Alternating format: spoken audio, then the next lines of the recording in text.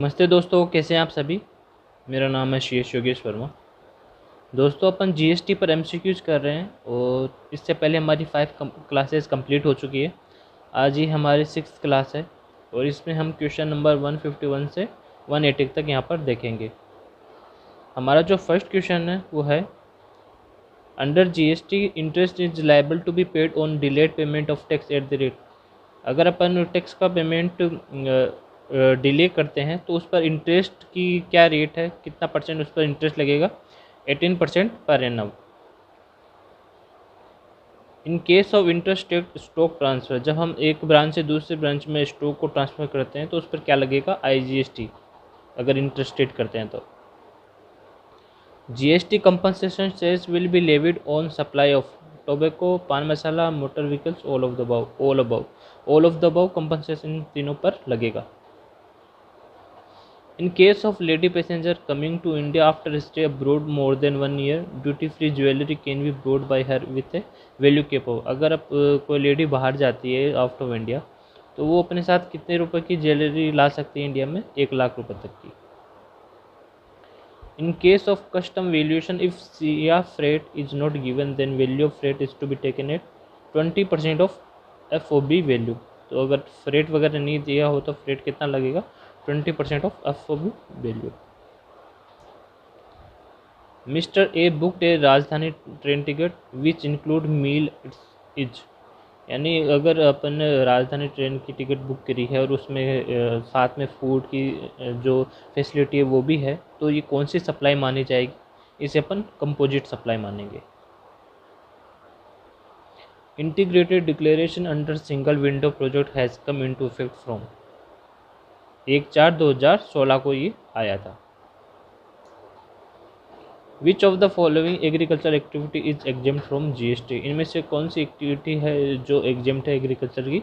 Cultivation, supply of farm labour, renting of agro machinery, या all of the above. तो all of the above हमारा correct answer है।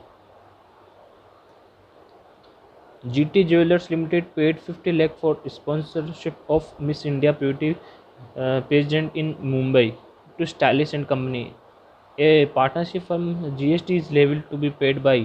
तो इसमें से GST कौन पे करेगा, GST GT ज्वेलर्स पे करेगा।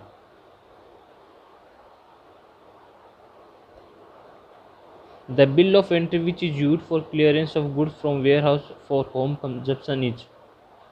Green bill of entry issue करते हैं अगर होम कंजप्शन के लिए कस्टम से गुड्स को वो ट्रांसफ़र करते हैं तो।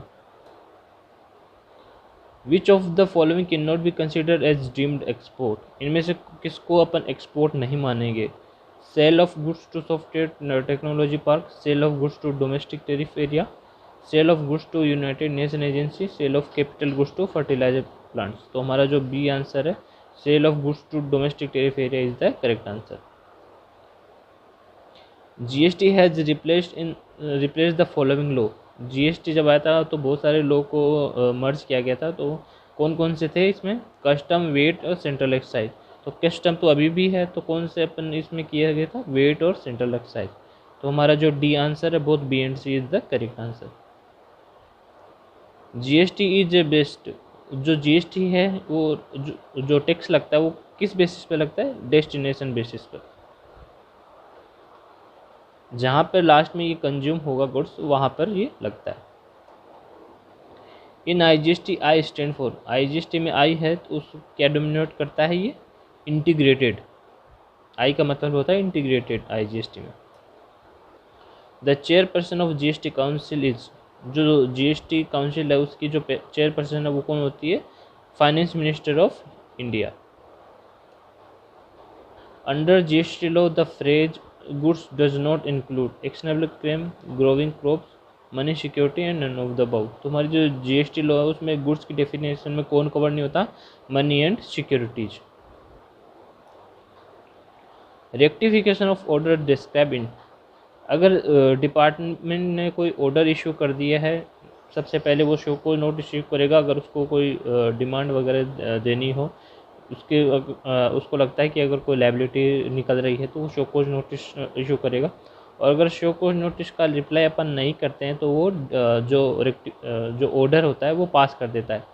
और जो ऑर्डर पास हो जाता है या तो अपन उसकी अपील लगा सकते हैं या उसका रेक्टिफिकेशन, अगर अपन प्राइम फेशियल से लगता है ये कि ऑर्डर गलत इश्यू हुआ है तो उसका रेक्टिफिकेशन भी अपन करा सकते हैं। तो जो रेक्टिफिकेशन वो कौन सी सेक्शन में डिस्कस है, सेक्शन 161 में। The limit of exclusive economic zone of India is from nearest point of the base line 200 nautical miles. Goods which are same in all respect including physical quantities known as. तो जो goods है वो जो quantity है और जो सारी उसकी जो फैसिलिटीज़ वगैरह है, तो उस अगर वो सेम अगर वो है तो उसको क्या मानेंगे, सिमिलर गुड्स मानेंगे या आइडेंटिकल मानेंगे। तो उसको आइडेंटिकल मानेंगे अगर उसकी सारी कैरेक्टरिस्टिक सेम है। Which of the following manufacture can not opt for composition levy. तो इनमें से कौन कंपोजिशन लेवी को ऑप्ट नहीं कर सकता? Manufacturer of paan masala, manufacturer of ice cream, manufacturer of tobacco substitute या ऑल ऑफ द अबव। तो ऑल ऑफ द अबव हमारा is the correct answer. GST is payable in respect of services rendered to an employer by an employee own। तो जो employ अपने जो employer को services provide कराता है तो उस पर GST लगता है कि नहीं लगता? अगर वो रेगुलर बेसिस है तो उस पर GST नहीं लगेगी, अगर कॉन्ट्रेक्चुअल बेसिस है तो उस पर GST लग जाएगा। Where a person becomes liable to get registered under GST law, he should furnish application for registration within 30। तो अगर कोई पर्सन GST में रजिस्ट्रेशन होने के लायबल हो जाता है तो उससे कितने दिन में GST रजिस्ट्रेशन लेना होता है? 30 डेज के अंदर। Following taxes are levied in interstate supply of goods under GST law. तो इनमें से कौन सा टैक्स है जो इंटर स्टेट पे लगता है? Only IGST। CGST SGST नहीं लगता, सिर्फ IGST लगता है इंटर स्टेट के केस में। In the GST region for the purpose of levy IGST for all import duty shall be at the rate of 18% इसमें लगेगा ऑल ऑफ इम्पोर्ट के केस में। Renting of a marriage hall owned by a trust registered under section 12AA of the income tax act 1961 is not exempt from GST where charges are more than 5,000 per day, charges are more than 1,000 per day, charges are more than 10,000 per day, none of the above। तो हमारा जो C answer है, charges are more than 10,000 per day, उस case में GST लग जाएगा। Zero rated supply का मतलब होता है exports of goods or service or both and supply of goods or service or both to special economic zone developer or special economic zone unit. तो हमारा जो D आंसर है वो करेक्ट आंसर है। The period prescribe for issuance of tax invoice in the case of provision of services. Service के case में अपन जो टैक्स इनवॉइस है कब इशू करना होता है? जनरली हमें 30 डेज़ के अंदर इशू करना होता है, लेकिन अगर बैंकिंग सेक्टर है तो इस केस में 45 डेज़ के अंदर अपन को डेट ऑफ सप्लाई से इनवॉइस इशू करना होता है। नेक्स्ट हमारा क्वेश्चन है annual return shall be filed by. जो एनुअल रिटर्न होती है सालाना की, वो कौन फाइल करता है? वो एवरी रजिस्टर्ड पर्सन है, वो जो भी रजिस्टर्ड पर्सन है वो उसको एनुअल रिटर्न फाइल करना कंपलसरी है। अभी थोड़ी छूट दे रखी है गवर्नमेंट ने, और जिनका 2 करोड़ से नीचे का टर्नओवर है वो एनुअल रिटर्न फाइल कर भी सकते हैं और नहीं भी कर सकते हैं, ठीक है। और जो एनुअल रिटर्न है उसका फॉर्म है GSTR 9। कंपोजिशन स्कीम के केस में है GSTR 4।